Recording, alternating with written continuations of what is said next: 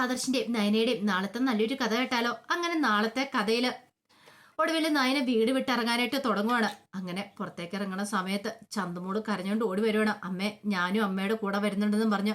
അത് കേട്ടപ്പോൾ നയനയ്ക്ക് ഭയങ്കര സങ്കടമായി. നയന ചന്തുമോളെ കോരിയെടുത്ത് ഉമ്മ വെക്കുവാണ്. അപ്പോഴേക്കും മുത്തശ്ശി വന്നിട്ട് പറഞ്ഞു, മോളെ ഇത് ഞങ്ങളെല്ലാവരും ഇവിടെ ഉണ്ടല്ലോ, എനിക്ക് നയനാമ്മയുടെ കൂടെ പോണെന്ന് പറഞ്ഞ് വാശി പിടിക്കുകയാണ്. അപ്പോഴേക്കും ദേവേനി പറഞ്ഞു, ഒരു കാര്യം ചെയ്യാം, നമ്മളോടൊപ്പം മോളും കൂടെ വരട്ടെ. അപ്പൊ ദേവേനിയൊക്കെ നയനെ അവിടെ കൊണ്ടുവിടാനായിട്ട് പോകുന്നുണ്ട്. തിരിച്ചു വരുമ്പോൾ കൊണ്ടുവന്നാൽ മതിയല്ലോ എന്ന് പറയണം. അങ്ങനെ ചന്തുമോളെ എടുത്തുകൊണ്ട് നയന വന്ന് കാറിലേക്ക് കയറുകയാണ്. ആ കാഴ്ച കണ്ടു കഴിഞ്ഞപ്പോഴത്തേനും മുത്തശ്ശിക്കൊന്നും ഒട്ടും സഹിച്ചില്ല. വല്ലാത്ത സങ്കടമായിപ്പോയി. പിന്നീട് നയനയൊക്കെ അങ്ങോട്ട് പോയി കഴിഞ്ഞപ്പോഴത്തേനും മുത്തശ്ശിയുടെ കണ്ണൊക്കെ നിറഞ്ഞു ഒഴുകുക. ആ സമയത്ത് ജലജ പറഞ്ഞു, എന്തിനാ അമ്മയെ കരയണത്? നമ്മൾ ആരെങ്കിലും പറഞ്ഞു വിട്ടാണോ അവളെ? അല്ലല്ലോ, അവൾ സ്വയം മനസ്സാലെ പോയതല്ലേ ആദർശിന്റെ അരിയിലേക്ക്. അത് കേട്ടപ്പം മുത്തശ്ശിക്ക് ദേഷ്യമായി. നീ ഒരക്ഷരം പോലും മിണ്ടി പോയേക്കരുത്, ഞാൻ എന്തെങ്കിലുമൊക്കെ വിളിച്ചു പറയും.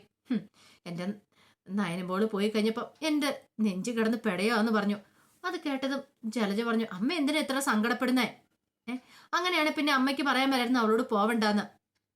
അത് കേട്ടപ്പം മുത്തശ്ശി പറഞ്ഞു, ആദർശ് മോൻ ഇവിടുന്ന് പോയി കഴിഞ്ഞപ്പോൾ ഞാൻ പാതി ചത്തപോലെ, ഇതേപ്പം നയനമോളും കൂടെ പോയി കഴിഞ്ഞപ്പോഴത്തേനും എൻ്റെ ജീവൻ പോയതുപോലെയായി.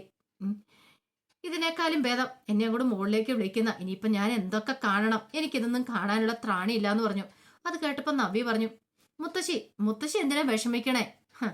ആദർശേട്ടൻ ചെയ്ത തെറ്റൊക്കെ മുത്തശ്ശിക്കും അറിയാവുന്നതല്ലേ? എത്ര വലിയ ദ്രോഹമാണ് ചെയ്തത് ഈ കുടുംബത്തോടും. പിന്നെ അനഹ എന്ന് പറയുന്ന ഒരു പെൺകുട്ടിയോടും.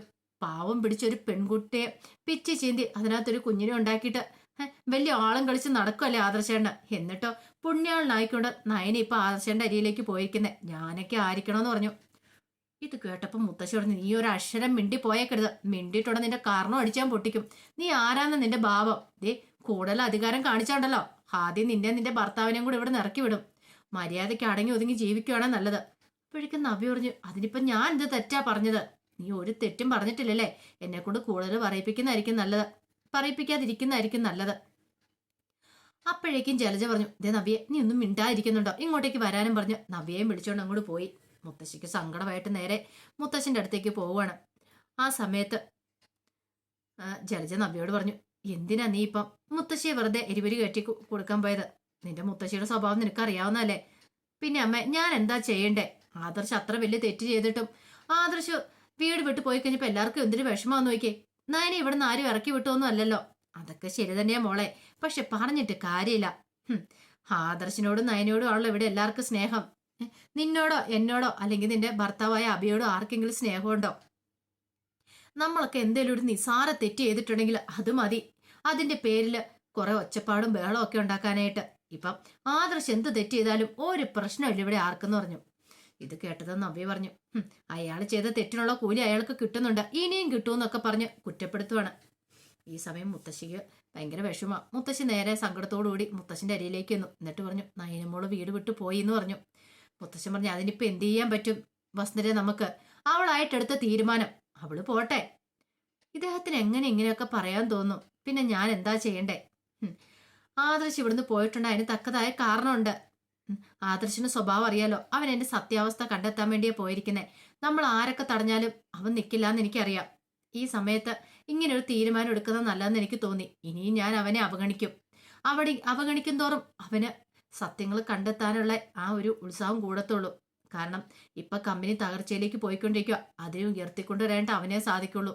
നിനക്കറിയാലോ വസുന്ധരെ, ഞാൻ ഇന്ന് വരെ ആദർശന് നുള്ളി നോവിച്ചിട്ടില്ല. ആദ്യമായിട്ടാണ് അവന്റെ കർണത്തടിക്കുന്നത്. പക്ഷെ അതിന് കാരണം ഉണ്ടായിട്ട് തന്നെയാ. അവന്റെ മനസ്സിൽ ഇപ്പൊ ഒരു വാശിയുണ്ട്, വീണെടുത്തൊന്ന് എഴുന്നേക്കണമെന്ന്. ഒരു പക്ഷെ അവനെ സപ്പോർട്ട് ചെയ്ത് നമ്മൾ ചേർത്ത് പിടിക്കുവാണെങ്കിൽ ഇങ്ങനെയൊന്നും വരില്ലായിരുന്നു. പക്ഷെ അവൻ സത്യങ്ങൾ കണ്ടെത്തണം. എനിക്കറിയാം അവൻ അതിന് സാധിക്കുമെന്ന് ഉറപ്പുള്ളതുകൊണ്ടാന്ന് പറഞ്ഞു. മുത്തശ്ശിക്ക് അതൊക്കെ കേട്ടിട്ടും സങ്കടം ഉണ്ടായിരുന്നു. നയനയുടെ കാര്യം ഓർത്തിട്ടായിരുന്നു ഏറ്റവും കൂടുതൽ സങ്കടം. ഈ സമയത്ത് ദേവേനിയും നയനയൊക്കെ ആദർശിന്റെ അരിയിലേക്ക് പോകുന്ന സമയത്ത് ദേവേനി പറഞ്ഞു, കണ്ടില്ലേ മോളുടെ സങ്കടം? എത്രയൊക്കെയാന്ന് പറഞ്ഞാലും മോൾ അവിടെ ഇല്ലെങ്കിൽ ചന്തമോൾക്ക് ഭയങ്കര വിഷമാവും. ഞാനവളെ എത്ര നോക്കിയെന്ന് പറഞ്ഞാലും മോള് നോക്കുന്ന പോലെ ആയിരിക്കില്ലോ. അവളിപ്പം അവളുടെ പെറ്റമ്മയെക്കുറിച്ച് പോലും പറയുന്നില്ല. എന്തുകൊണ്ടാ? മോൾ അവളെ അത്രമാത്രം സ്നേഹിക്കുന്നുണ്ട്. ഒരു പെറ്റമ്മ കൊടുക്കുന്ന സ്നേഹം കൊടുത്താൽ മോള് സ്നേഹിക്കുന്നത്. അതുകൊണ്ടാണ് ചന്തമോൾക്ക് മോളെ കാണണം എന്നൊക്കെ തോന്നുന്നത്. നയന പറഞ്ഞു, ശരി അമ്മേ, എനിക്ക് മോളെ കാണാതിരിക്കാൻ പറ്റുമെന്ന് തോന്നുന്നില്ല. പക്ഷെ എന്ത് ചെയ്യാൻ പറ്റും? സാരമില്ല, മോളെ കാണണമെന്ന് തോന്നുമ്പോൾ ഞാൻ മോളെ അങ്ങോട്ട് കൊണ്ടുവരാം. ധൈര്യമായിട്ടിരിക്കുക എന്നൊക്കെ പറഞ്ഞ് നയനയെ സമാധാനിപ്പിക്കുന്നുണ്ട്. ഈ സമയത്ത് നന്ദു അനിയെ ഫോൺ ചെയ്യുകയാണ്. ഫോൺ ചെയ്ത് സംസാരിക്കുന്ന സമയത്ത് അനിയോട് പറഞ്ഞു, അല്ല നിന്റെ കാര്യങ്ങളൊക്കെ കഴിഞ്ഞ് നീ എന്നാ ഇങ്ങോട്ടേക്ക് വരുന്നേന്ന് ചോദിച്ചു. അപ്പോഴേക്കും അനി പറഞ്ഞു, ഉടനെ വരണം. ആദർശാണ് എന്നെ കുറച്ച് കാര്യങ്ങളൊക്കെ ഏൽപ്പിച്ചിട്ടുണ്ട്, അതൊക്കെ എനിക്ക് ചെയ്ത് തീർക്കണമെന്ന് പറഞ്ഞു. അല്ല അവിടുത്തെ കാര്യങ്ങൾ എന്തായി, വല്ല വിവരം കിട്ടിയോ ആ ഗ്രീന എന്ന് പറയുന്ന പെൺകുട്ടിയെ കുറിച്ച്? അന്വേഷിച്ചുകൊണ്ടിരിക്കുവാടാ, ഇതുവരായിട്ടും വിവരങ്ങളൊന്നും കിട്ടിയിട്ടില്ല. പക്ഷെ അവൾ ഏത് പാതാളത്തിൽ പോയി ഒളിച്ചാലും അവളെ ഞങ്ങൾ പൊക്കിയിരിക്കും, വെറുതെ വിടാൻ പോകുന്നില്ല. എത്ര വലിയ ക്രൂരത അവൾ ചെയ്തെന്നുള്ള കാര്യം അവൾ എന്താണെങ്കിലും ബോധ്യപ്പെടുത്തി കൊടുക്കുക തന്നെ ചെയ്യും. അവൾ എന്താണ് ഞങ്ങൾ വെറുതെ വിടത്തില്ല എന്ന് പറഞ്ഞു. അത് കേട്ട് കഴിഞ്ഞപ്പം അനി പറഞ്ഞു, അതെ, ആദർശേട്ടനെ കുറ്റക്കാരനാക്കിയതിന്റെ പിന്നിൽ ആരൊക്കെ ഉണ്ടോ അവരെ എല്ലാം പുറത്തു കൊണ്ടുവരണം എന്ന് പറഞ്ഞു. ഒന്നിനെ വെറുതെ വിടലെന്ന് പറഞ്ഞു. നിനക്ക് എന്ത് സഹായം വേണം ഞാൻ ചെയ്തു തരാന്നൊക്കെ അനി നന്ദുനോട് പറയാണ്. ഇതേ സമയത്ത് നാഗേന്ദ്രന്റെ അടുത്തേക്ക് ഇന്ന് അവന്തിക ഭയങ്കര സന്തോഷമായിരുന്നു അവന്തിക്ക്.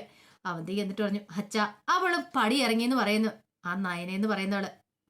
നല്ല കാര്യമുള്ള മോളെ. അതേ അച്ഛ, ഇനി ഓരോരുത്തരായിട്ട് പടിയിറങ്ങും. അവസാനം ആ ബിയേണ്ണും അമ്മയും ഞാനൊക്കെ മാത്രം അവശേഷിക്കും ആ വീട്ടില്. അത് നടക്കും മോളെ. അധികം വൈകാതെ കമ്പനി തകരും, കുടുംബവും തകർന്നു പോകും. പിന്നെ മൂർത്തിക്ക് എന്ത് ചെയ്യണമെന്ന് അറിയത്തില്ലാതാവും. മൂർത്തിക്ക് ആ വീടിന്റെ പടി ഇറങ്ങേണ്ടതായിട്ട് വരും. കടവും കടത്തിന്റെ കൂടുമാവും. കമ്പനി തകർന്നു പോയിട്ടുണ്ടെങ്കിൽ കോടിയുടെ നഷ്ടവും കാര്യങ്ങളൊക്കെ ഉണ്ടാവും. അത് കേട്ടപ്പോൾ അവന്തി കുറഞ്ഞ് അങ്ങനെ ഒരു ദിവസത്തിന് വേണ്ടിയിട്ടാണ് ഞാനും കാത്തിരിക്കുന്നത്. ആ ബിയേണ്ണ അമ്മയൊക്കെ അവിടെ ഇട്ട് തേച്ചോണ്ടിരിക്കുക ഈ പറയുന്ന വല്യമ്മ. അതിനുള്ള ഈ പറയുന്ന വല്യമ്മല്ല അമ്മായി, അതിനുള്ളൊരു പണി കൊടുക്കണ്ടേ. ഇപ്പൊ തന്നെ അവര് ഭയങ്കര കരച്ചില. നയനെന്ന് പറയുന്നവള് വീട് വിട്ട് ഇറങ്ങിയതിന്റെ സങ്കടം. നാഗേന്ദ്രൻ പറഞ്ഞു, ഇനി അവർക്ക് സങ്കടം കൂടുതൽ ഉണ്ടാവാൻ പോകുന്നല്ലേ ഉള്ളൂ. ഒന്നും ആയിട്ടില്ല മോളെ, അടിയൊന്നും ആയിട്ടില്ല, വടിവെട്ടാൻ പോയിട്ടുള്ളൂ. ഈ പറയുന്ന ആദർശം നയനയൊക്കെ അല്ലേ ഇപ്പൊ വീട് വിട്ട് പോയിട്ടുള്ളൂ. ഇനിയിപ്പം ദേവാനിയും ചേനും ഒക്കെ ഇറങ്ങാൻ പോകുന്നുണ്ട് ആ വീട്ടിൽ നിന്ന്. അപ്പോഴേക്കും അവന്തി പറഞ്ഞു, അച്ഛ ആ ഒരു ദിവസത്തിന് വേണ്ടിയാണ് ഞാനും കാത്തിരിക്കുന്നത്. എന്നോടും എൻ്റെ അച്ഛനോടും ഒക്കെ ചെയ്ത ദ്രോഹത്തിന് പകരം പ്രതികാരം ചെയ്യണ്ടേ. ഇപ്പൊ ആകെപ്പാടെ തകർന്ന മട്ടില്ല അവിടുത്തെ കാർന്നവര് മൂർത്തിക്ക് അറിയത്തില്ലല്ലോ അച്ഛനാണ് ഇതിന്റെ പിന്നിലെന്ന്. അവരിപ്പോ ഓടി നടന്ന് അന്വേഷിക്കുക ഏൻ ജ്വല്ലറിയുടെ പിന്നിൽ ആരാന്ന്. അത് കേട്ടപ്പോൾ നാഗേന്ദ്രൻ പറഞ്ഞു, അതൊന്നും അവരറിയാൻ പോകുന്നില്ല മോളെ. അതുപോലെയല്ലേ ഡേവിഡും ഞാനും ഒക്കെ ഓരോ കാര്യങ്ങൾ കൈകാര്യം ചെയ്യുന്നേ. ഇനിയിപ്പോൾ അവർ തലയും കുത്തി കിടന്ന് മറന്നു പറഞ്ഞാൽ ഒന്നും നടക്കാൻ പോകുന്നില്ല. പിന്നെ നമ്മുടെ പുതിയ ജ്വല്ലറി അടുത്ത ദിവസം ഉദ്ഘാടനം നടത്താനായിട്ട് പോകുക. അതും കൂടെ അറിഞ്ഞു കഴിയുമ്പോഴത്തേനും അനന്തമൂർത്തി തകർന്നു പോകുന്നു പറഞ്ഞു. അവന്തി കുറഞ്ഞ് തകരട്ടെ അച്ഛ, എത്രയും പെട്ടെന്ന് തന്നെ തകരട്ടെ. പിന്നെ അഭിയേട്ടന് ഇനി ആ വീട്ടിലിട്ട് ഇങ്ങനെ കഷ്ടപ്പെടുത്താൻ പറ്റില്ല. അഭിയേട്ടന് എത്രയും പെട്ടെന്ന് തന്നെ ഒരു കമ്പനിയിൽ ഒരു ജോലിയൊക്കെ കൊടുക്കണമെന്ന് പറഞ്ഞു. നോക്കട്ടെ, അതിനി സമയമുണ്ട് മോളെ എന്നൊക്കെ പറഞ്ഞു. ഇതേ സമയത്ത് നയനയും ദേവേനയും ഒക്കെ ആദർശിന്റെ അരിയിലേക്ക് ചെല്ലുവാണ്. അങ്ങനെ നയനയും ദേവേനയും കണ്ടു കഴിഞ്ഞപ്പോഴത്തേനും ആദർശും ദാമുവേട്ടനും കൂടെ ഇറങ്ങി വരുവാണ്. നയനയെ കണ്ടു കഴിഞ്ഞപ്പോഴത്തേനും ആദർശിനും ഭയങ്കര സങ്കടമായി. നയന ഓടി വന്ന് ആദർശേട്ടാന്ന് പറഞ്ഞ് കെട്ടിപ്പിടിക്കുകയാണ്. അപ്പോഴേക്കും ആദർശം, നീ എന്തിനാ നയനെ ഈ വയ്യാത്ത അവസ്ഥയിൽ ഇങ്ങോട്ടേക്ക് വന്നേന്ന് ചോദിച്ചു. അപ്പോഴേക്കും ദേവേന് പറഞ്ഞു, അതെ ഇനിയിപ്പം മോൾ ഇവിടെയാ നിൽക്കണേന്ന് പറഞ്ഞ്. ഇവിടെയോ? അതെ, മോൻ്റെ ഒപ്പം നിൽക്കുന്നുള്ളെന്ന് പറഞ്ഞു. അവൾക്ക് അവിടെ നിൽക്കാൻ പറ്റില്ല, അല്ലെങ്കിലും അവളെ അവിടെ നിർത്തിയിട്ടുണ്ട്, ശരിയാകത്തില്ലട മോനെ എന്നൊക്കെ പറഞ്ഞുകൊണ്ട് ആദർശിന്റെ അടുത്ത് വന്നിട്ട് ചോദിച്ചു, നിനക്ക് സുഖമാണല്ലോ അല്ലേ? എനിക്ക് സുഖമേ, എന്നാലും നിന്നെ കാണാതിരിക്കുമ്പോൾ ഞങ്ങൾക്ക് ഭയങ്കര വിഷമാന്നൊക്കെ പറഞ്ഞുകൊണ്ട് സങ്കടപ്പെടുന്നുണ്ട്. പിന്നീട് പറഞ്ഞു, നയനുമോൾ അവിടെയാണെങ്കിൽ ആഹാരം കഴിക്കലില്ല, രാത്രി ഉറക്കം പോലും ഇല്ല. അതുകൊണ്ടാ പിന്നെ അവൾ ഇങ്ങോട്ടേക്ക് വരുവാന്ന് പറഞ്ഞപ്പം ഞങ്ങൾ പിന്നെ കൂടുതൽ നിർബന്ധിക്കായിരുന്നേ അവിടെ നിൽക്കാൻ പറഞ്ഞിട്ട്. അത് കേട്ടപ്പം ആദർശ് പറഞ്ഞു, അല്ല ഇവിടെ വന്നിട്ടുണ്ടെങ്കിൽ അവളുടെ കാര്യങ്ങളൊക്കെ നോക്കാൻ എനിക്ക് പറ്റുമോ? ആ സാരമില്ല മോനെ, ഇടയ്ക്ക് ഞാൻ വന്ന് നിന്നോളാം, പിന്നെ വേണമെങ്കിൽ ആരെങ്കിലും നിർത്താന്ന് പറഞ്ഞു. ആദർശ് പറഞ്ഞു, സാരമില്ല, എനിക്കിപ്പം എല്ലാത്തിനേക്കാളും പ്രധാനം സത്യങ്ങളൊക്കെ തെളിയിക്കണം. അങ്ങനെ മുത്തശ്ശന്റെ മുന്നിലേക്ക് തലയുർത്തി പിടിച്ച് വേണം ചെല്ലാനായിട്ട്. ഇത് കേട്ട് കഴിഞ്ഞപ്പോൾ നയന് പറഞ്ഞു, ആദർശേട്ടൻ അത് പറ്റും, എനിക്ക് ഉറപ്പുണ്ട് ആദർശേട്ടാന്ന് പറഞ്ഞു. ചന്ദമോൾക്കും ആദർശനെ കണ്ടപ്പോൾ ഭയങ്കര സന്തോഷമായിരുന്നു. ചന്ദമോളം കോരിയെടുത്ത് ആദർശ് ഉമ്മ വെക്കുന്നുണ്ട്. ഈ സമയത്ത് ആദർശനോട് ചോദിച്ചു, അല്ല അച്ഛൻ എപ്പോഴാണ് വീട്ടിലേക്ക് വരുന്നതെന്ന് ചോദിച്ചു. അപ്പോഴേക്കും ആദർശ് പറഞ്ഞു, വരാം, അധികം വൈകാതെ അച്ഛൻ അങ്ങോട്ടേക്ക് വരുമെന്ന് പറഞ്ഞു. ഇത് കേട്ടപ്പോൾ ചന്ദമോള് പറഞ്ഞു, എനിക്ക് അച്ഛനും അമ്മയുടെ കൂടെ നിൽക്കാനേ ഇഷ്ടം, ഞാനിവിടെ നിന്നോട്ടെ എന്നൊക്കെ ചോദിക്കുകയാണ്. അത് കേട്ട് കഴിഞ്ഞപ്പോഴത്തേനും ആദർശനും ഭയങ്കര വിഷമമായി. കാരണം ചന്ദമോൾക്ക് പോലും അത്ര സങ്കടമാണെന്നുള്ള കാര്യം ആദർശന് മനസ്സിലായി. തന്നെ നയനയും കാണാതിരിക്കുന്നതിന്റെ ബുദ്ധിമുട്ട് അതൊക്കെ ഓർത്ത് കഴിഞ്ഞപ്പോഴത്തേനും ആദർശനും ഭയങ്കര സങ്കടമായിരുന്നു. അപ്പൊ അതിന്റെ വിശേഷങ്ങളൊക്കെ നാളെ നമ്മൾ കാണാൻ പോകുന്നത്. ഇനിയിപ്പോൾ ആദർശിന്റെ അടുത്ത് നയനയെ നിർത്തിയിട്ട് ദേവേനി വീട്ടിലേക്ക് തിരികെ പോരുക തന്നെ ചെയ്യും. ഇനിയിപ്പം നയനെ ആദർശം എല്ലാവരും കൂടെ ചേർന്നിട്ടായിരിക്കും സത്യങ്ങൾ കണ്ടെത്താൻ പോകുന്നത്. അപ്പം അതിൻ്റെ വിശേഷങ്ങൾക്കായി നമുക്ക് എല്ലാവർക്കും കാത്തിരിക്കാം കേട്ടോ. ഒരിക്കൽ കൂടി എല്ലാവർക്കും ശുഭരാത്രി നേർന്നുകൊണ്ട് നിർത്തുന്നു. നന്ദി.